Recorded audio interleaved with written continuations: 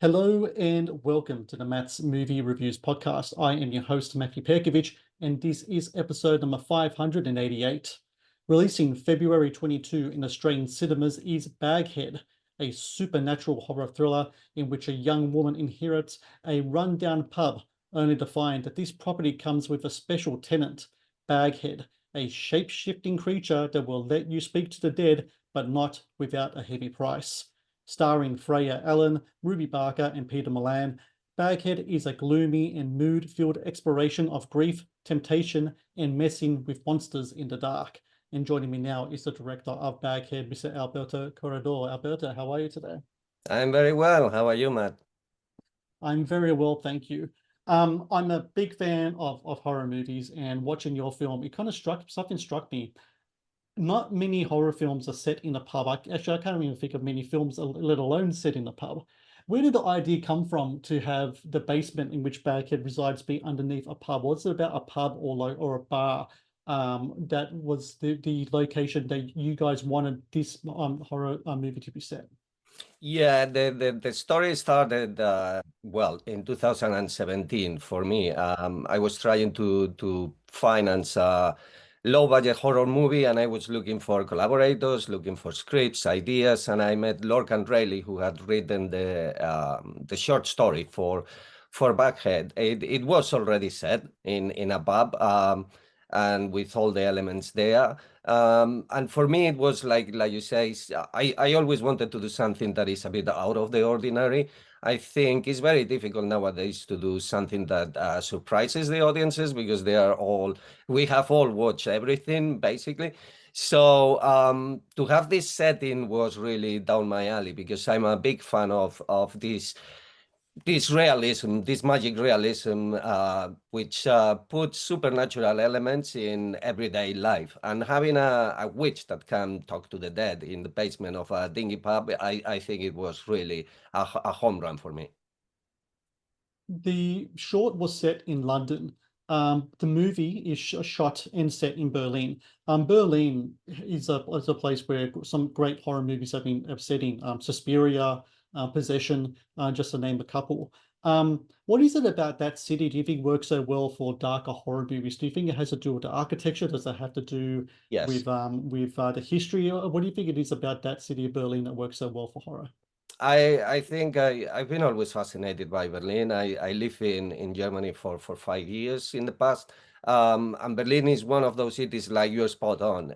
The architecture is incredible. It's a city that was bombed during the Second World to bits, but still the way it was reconstructed when we were doing, for example, scouting in Berlin to try to find the pub, to find the basement, you realize how varied is the architecture that is there, but also how really weird, because you could look at a building that looks like completely run down on the outside. You open the door, you get in, and it's incredibly luxurious. So it's the contrast, it's the atmosphere of the city too. It's a city that it reminds me a bit to my home city, to Madrid, where they live a lot in the night too. And that is something that when you're looking for a horror setting is really a plus point. Please support Matt's movie reviews on Patreon. Get access to exclusive content, request movie reviews and top 10 lists, and help support my work. Please click on the Patreon link in the description below. In Baghead, the creature itself, you had a potential for a real kind of like iconic horror monster here. It's not often though that you get the name of the monster match the look of the monster as well. Yeah. Usually it's like it might be some type of play on words or such, but this time the Baghead is actually, describes the creature itself. I'm just curious though, when Lorcan first came to you back in 2017, did he have the idea for the name first, and did that influence the look of the creature, or was it the other way around? I think it was the other way around. I think when we started writing the story for the short, he was looking to do something contained with a few actors in a nice setting, but very controlled everything. And he was coming up with the idea of having a medium. The classic medium meets someone who is in distress because lost a loved one. And then the whole idea developed a bit more in what if I do something different? And what if I do, instead of a medium, someone who can actually become shapeshift into the deceased person? And I think after that it came what to put in the head of this person and so on. So it was something that came after. You have a German actress named Anne Muller. She plays Baghead, or underneath all the prosthetics, that's like her underneath it. What I love about the character is the movements that they have. There's like a specific movements. It's almost like a slithering kind of way that she kind of goes about things. And I heard you say before that you wanted the character to be like from the earth, because her backstory is like someone's been around for a very long time, and she's been stuck in this hole for a very long time. So she's kind of like almost part of the environment when she kind of moves around. What was it like working with Anne and getting those movements right? Was there any type of do you look at any type of dance? Do you look at any other movies with other type of creatures, or even animals, for example, that you try to kind of emulate to try to get that movements down for this character? The truth is that it was very easy to work with Anne Muller, because she does a lot of this kind of physical acting. Because at the beginning, and again, piggybacking on the short, we had an older lady playing Baghead, because it was kind of the look we were going for, and the movement and the frailty and so on, and the contrast later. But we realized that that wasn't the way forward for the feature, because all the scenes, they had something that was physically very demanding. So we needed someone who had this kind of, Annie had done a lot of this physical dancing, this also movements that look, all of her work is quite scary. And when you see her in the room, you really realize, the moment I talked to her and I saw the first movements that she was doing and so on, I think, yes, shit, I'm sold.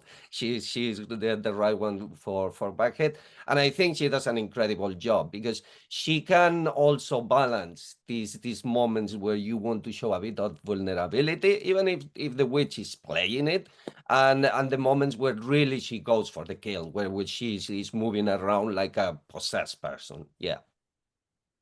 I love movies where they have like certain rules to, situations, to characters. In this movie, there's the rule of the 2 minutes. You have 2 minutes to talk to the creature while she's in a different form.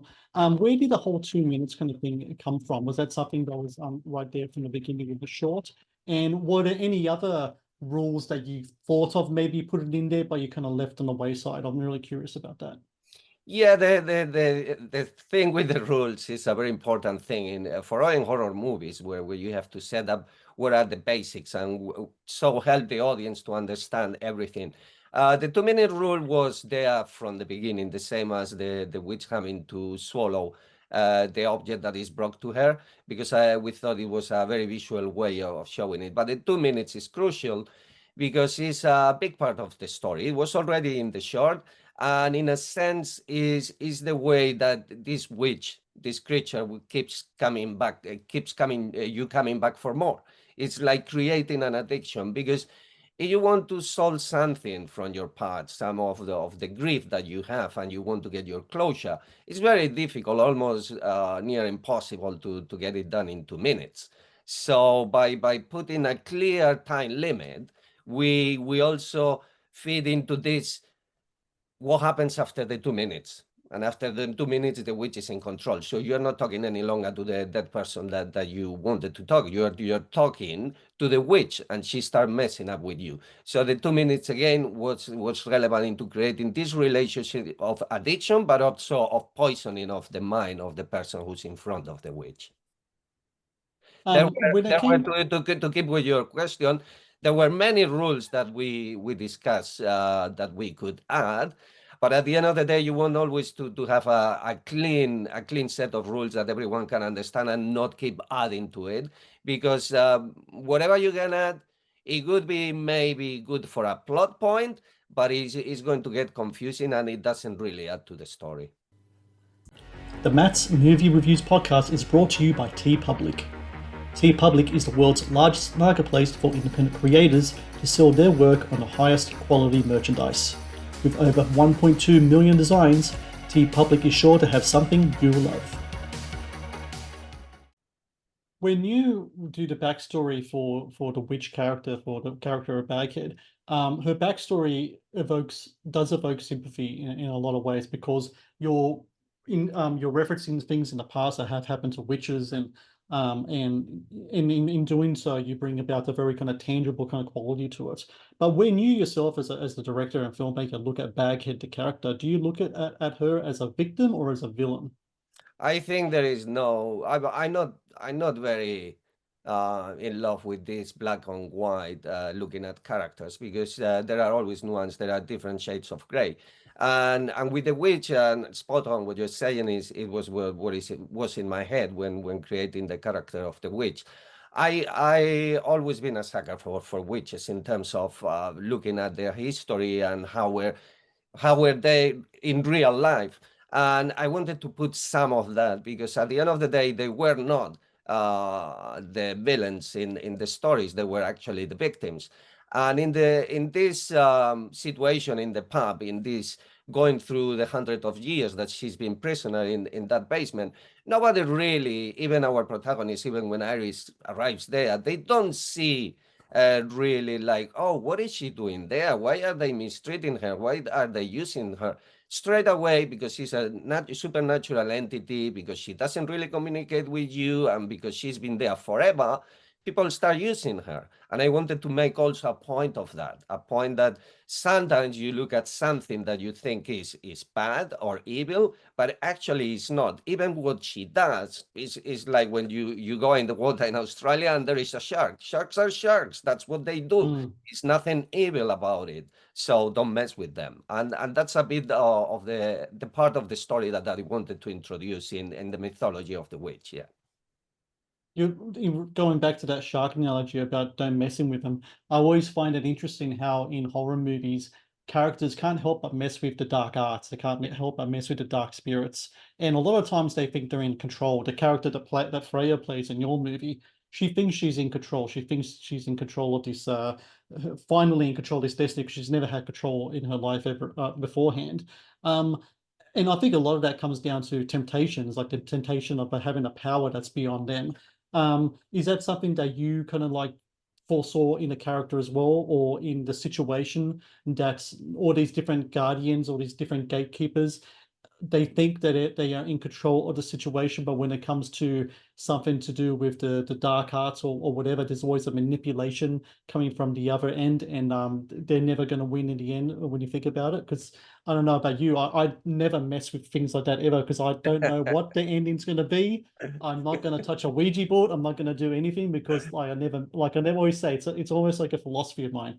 Don't mess with the dark arts. I've seen too many horror movies. I'm not going to do it. Yeah, I'm too curious for that. I already did the Ouija board when I was much younger. Oh But no. I don't know if I was in front of a creature like Baghead, because I've been asked many times. I think I couldn't resist. I'm too curious. I'm too curious, and I think that is something that really interests me. And obviously, we had characters that don't do this thing, we wouldn't have these horror movies, obviously. But I think there is something about human curiosity, and even more like you said in the character of Iris, there are people in their lives that they feel like they don't have anything, that they have been hard done by life, and that they need this opportunity. And when the opportunity arises, they just put away everything that is these alarms that are going in your brain. Don't do it. Don't do it. Are you crazy? Are you crazy? They just cast them aside, because at the end of the day, they need something. They need, like you said, this control. And for all this power in this story is about Iris being tempted because it's the perfect situation for her in that point of view. She's getting control, she's getting money, she's getting power, and probably she's getting the opportunity to understand what happened in her family when she was a child, where her dad wasn't around, and so on. So it's a difficult combination to say no to, and even more so if you're a young woman starting in life and not having even a place to live in. So yes, it was by design. You want to have a character that is in a desperate point in her life to confront Baghead and to actually accept the risk that comes with it. The Matt's Movie Reviews podcast is brought to you by Amazon Prime Video. one of the best on-demand streaming services available. Amazon Prime Video features exclusive Amazon originals as well as popular movies and TV shows. Watch Amazon Prime Video anytime, anywhere. Final question, and it might be too soon to ask this, but I'm going to ask anyway. There's potential, I think, for more in regards to Baghead, whether it be prequel, sequel, spin-off. Any ideas you have rattling in your head there? I mean, Alberto, in regards to continuing the story of Baghead or the Baghead universe. Yeah, it's a question that I've heard a few times. Again, yeah, there were already many ideas before just choosing to do what we have done with Baghead. There is always a lot of scope. For me, it's a matter of, is there a desire from the audience, and so is there a desire from the studio, and that we wouldn't know until the movie has completed its run. I think from my point of view, I would more interested to see what happened before in terms of the story of the witch.